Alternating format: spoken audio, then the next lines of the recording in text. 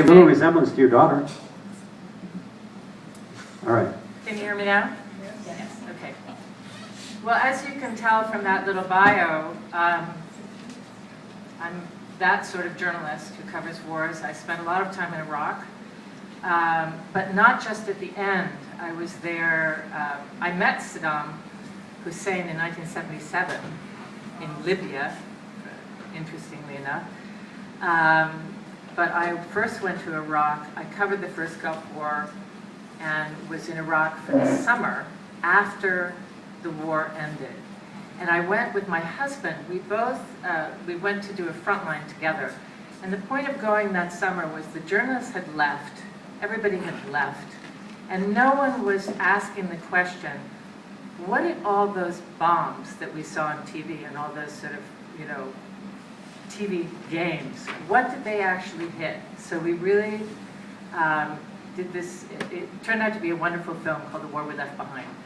And it was kind of a shocking film because not only, and it was just the beginning of sanctions, but we were able to trace, like we interviewed the pilots who dropped the bombs, we interviewed the Pentagon targeteers, we interviewed people on the ground under the bombs, all of these things, and put them all together, which was quite good, and it was powerful enough so that the Pope asked for a copy, and came out against sanctions. So that was an interesting experience. Anyway, but this experience in Iraq gave me time to develop long friendships with Iraqis. So in this book, which is an attempt to move from journalism into fiction, I now regard my journalism as really just years of material to put into fiction. And I think that fiction is really the way to tell these stories, because people are responding to this book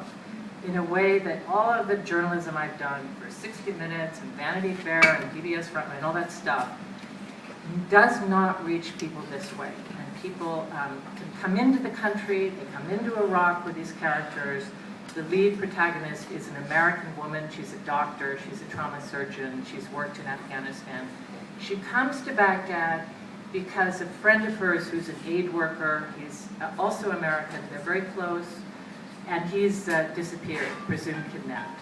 So she's on the trail of him. That's why we call it a political thriller, although it's actually much more than that. She's on his trail, and she comes into the city. She has people who she's known. There's an Iraqi doctor they went to school together in Baltimore. So she goes to see him. There are various people she checks in with to try and figure out what's happened to this man. She goes to the green zone.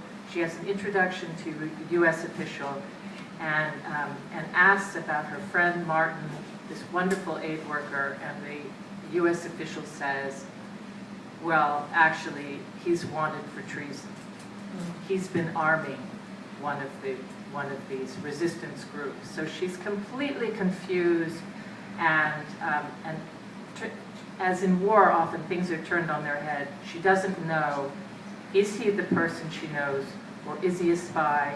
Is he arming a resistance group? Who is this man? And then it opens up the issues of deception that at the highest levels. How much is the government deceiving you? What's really going on around you in this war? But since this is a group of artists and intellectuals, I'm going to read to you about an Iraqi woman. She's an artist. Lee, the protagonist, has met her first in New York. She had a show in the meatpacking district. She's a sculptor and a painter, and her family is very well known. It's a very old Baghdadi family, and her sister's an archaeologist, and they live in the most beautiful garden in Baghdad. It's 10 acres, it's a palm garden. Her work, her pots, all of the sort of the evidence of the civilization that's being destroyed all around her, because the war, this is 6 months after the beginning of the war, it's happening. The country is falling apart. The fabric is being ripped apart, and Layla is in her garden trying to maintain this sort of center of old Iraq. So I'm going to start with that passage.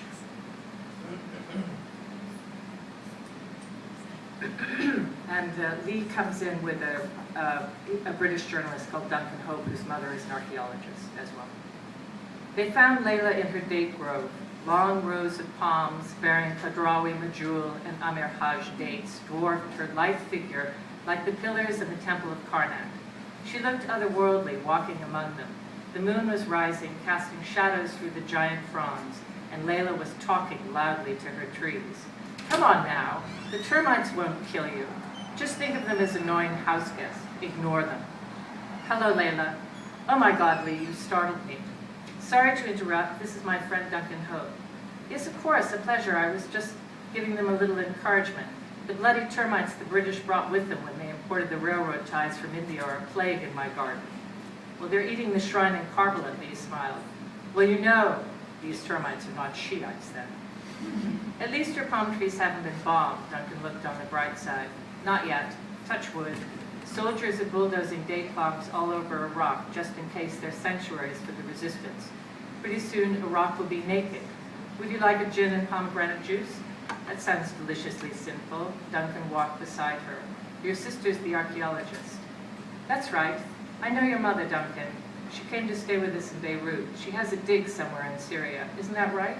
Yes, near Aleppo. The juice is fresh from the garden. Thank God I have all of this, because it's getting bloody hard to get what I want from the market. I'm growing all of my own vegetables and lettuce. Duncan and Lee followed Layla in the moonlight along a path to the low stone house, washed in color like one of her terracotta pots. I've got beets, beans, basil, cucumber, aubergine, 6 varieties of tomato, squash, arugula, and sunflowers. I adore sunflowers, don't you? Yes. Lee was intoxicated by the smell of jasmine. It reminds me of Tuscany. You know the way they plant the sunflowers in the olive groves so as not to waste an inch of earth. The house behind the thick stucco walls was cool. Layla slipped off her sandals, and Duncan and Lee kicked off their shoes, thick with dust from Karbala. The floor was made of Layla's painted tiles, decorated with acanthus leaves and papyrus stalks. The walls were lined with books in English, French, and Arabic. There were family photos, some of them dating from the monarchy. The al-Bahris had served as the ministers and diplomats of the king, who served at the pleasure of the British. The family's rise had started even further back under the Ottomans, when highly educated Sunni Arabs were allowed to prosper under the watchful eyes of the Turks, so long as they did not entertain ideas of independence. On the wall, there were distinguished-looking men wearing fezzes and medals. Ladies wore elegant Edwardian noir and lace over tiny satin shoes, with ostrich feathers in their hair. Oh, don't look at that rubbish. It's all gone now. We're just beggars hunting for our next meal. And I hope you'll be very pleased about what I found for you. Moscow. Layla flashed a radiant smile. Fished from the Tigris this morning. The boy was fishing well above the busted Rustamia sewage plant. It's clean and absolutely huge. Come and look. They followed her into the kitchen, which looked like it belonged in a museum.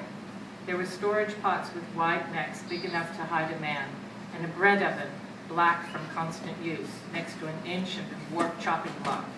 In the middle of the room was a long, narrow table, hand-hewn from a giant cedar, worn with generations of hands rolling out flat bread and chopping meze. Rows of copper kettles, at least a century old, hung from the ceiling, and dried herbs were strung up everywhere. The smell of turmeric and saffron, cumin, and cardamom were overpowering, like a stall at the covered market. The huge black Persian cat sat like a pasha in the corner. That's Hammurabi, a prize ratter. He's such an efficient killer, he could have worked at Abu Ghraib. He lines up the plump little rat carcasses every morning just outside the kitchen door, so I spoil him with treats. The cat lowered his eyelids and purred. Layla picked up a serving platter, valuable but obviously mended many times, covered in cloth. Have a look at this. It was flat, like a giant soul. A magic fish, Lee said approvingly. Well, let's make some wishes, shall we? Layla poured them drinks. Look at that juice, like a pigeon's blood ruby. I wish for electricity 24 hours a day.